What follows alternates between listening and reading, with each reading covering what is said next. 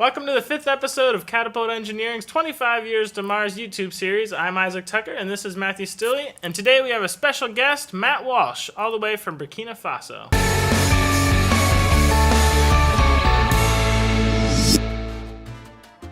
Burkina-Fa-So-La-Ti-Do. Today's game is all about Burkina Faso, and we have to answer multiple choice questions with either A, B, or C.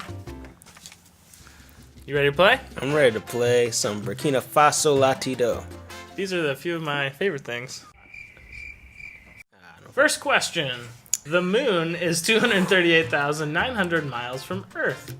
Paris is 5,102 miles from Beijing. How far is Burkina Faso's capital city, Ouagadougou, from Dilsburg? A, 2,726, B, 4,914, or C, 6,113? C. B. Next question. Burkina Faso's largest export at 47% is gold. Raw cotton follows at 31%. Which of these crops is next on the list, making up 5% of their total exported goods? A, sunflower seeds, B, tobacco, or C, pistachios? I'm gonna pick it just because I love them. C. Hey. Yeah.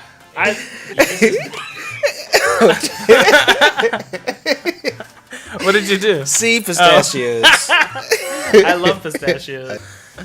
Next question. What is the name of Burkina Faso's national anthem? A, One Single Night, B, The Dawn of a New Day, or C, Let Us Tread the Path of Our Immense Happiness?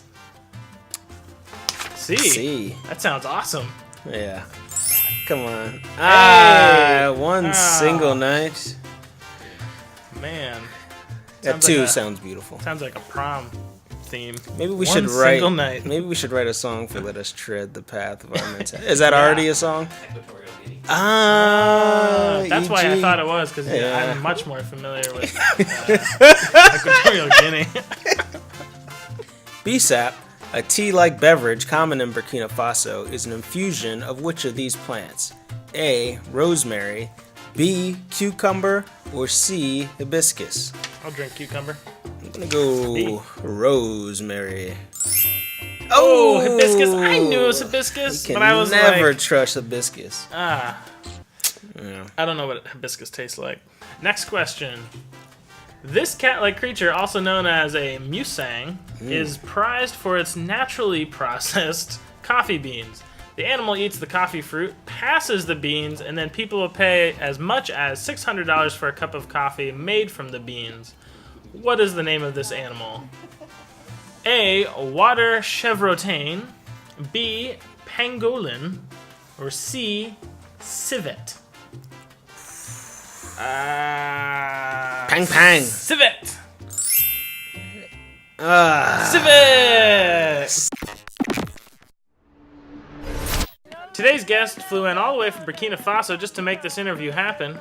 Welcome, Matt Walsh. How are you doing today? Doing good, Isaac. Thanks for having me. My pleasure. Tell us a little bit about yourself. My family and I moved to Burkina Faso in 2007. My wife and I were both students at Messiah College, graduated from the engineering program. And as students there, we had the opportunity to go out on trips to do engineering work in missions. And so during those trips, we knew that's what we wanted to do long term. It took a few years to pay off student loans, but we finally made it back in 2007. In the last 8 years, we've been working first at a Handicap Center for People with Disabilities, and in the last 3 years, started up a new ministry called Open Door Development, doing community development work. Nice. You know, living in a developing culture and a developing economical area, like, what are some challenges that you face day to day? Like, people have cell phones, they have tablets, they have all kinds of, modern technology, but the grid and the infrastructure doesn't necessarily support that.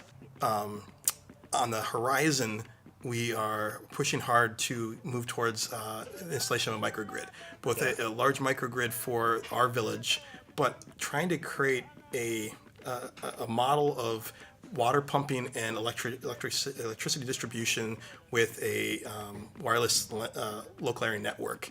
a technology hub. Yeah. That could be applicable to a small village of 500, scalable up to a village of 50,000. Wow. And being able to install these infrastructure units would have an amazing jumpstart for communities and allow a lot of other development activities to occur that couldn't occur on their own. Right. And so we see that as a very key step moving forward. We're in communication with IEEE Smart Village program to work through that.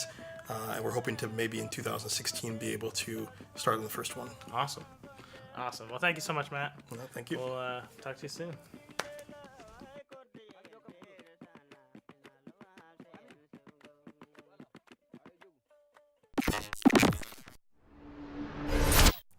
It's time for one of our favorite segments, Reverse Engineering. Matt Walsh edition.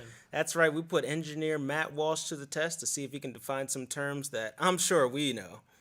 Absolutely. Definitely. All right, let's get to it. NIM.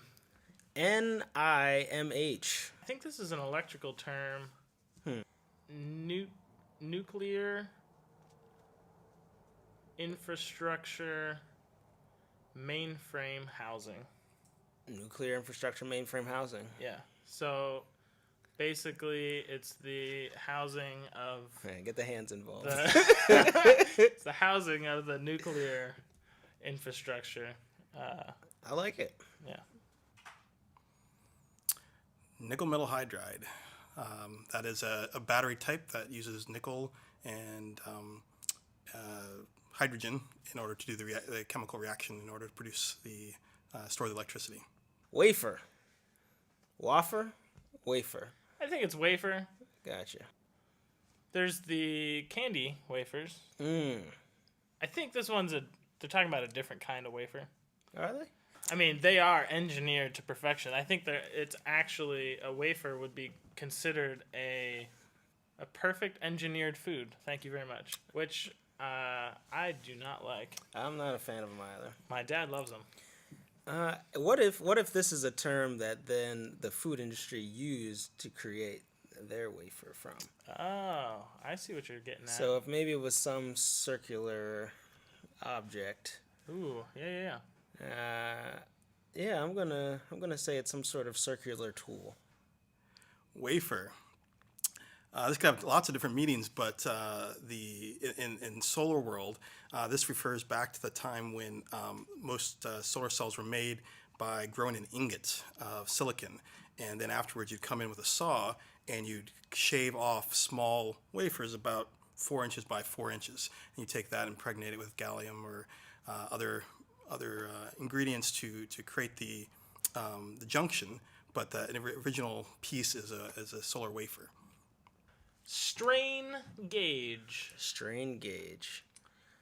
I mean, this seems like I can see a strain gauge being where you're building like infrastructure for rainwater, or some kind of if you're trying to figure out how much water flow is going through an area, you have a strain or strainer, and then the gauge is inside that and it measures how much water flow goes through it. I like that idea. I had also thought of like strain or like in terms of like tension on something. Oh yeah. So maybe this is measuring how much, tension or an object can be put on. I mean, that could even be for electricity, like how much strain is being put on the cable. Engaging it. Strain gauge. Strain gauges have a lot of uses in mechanical engineering. It can be anything from your scale, bathroom scale. When you step on it, it measures a slight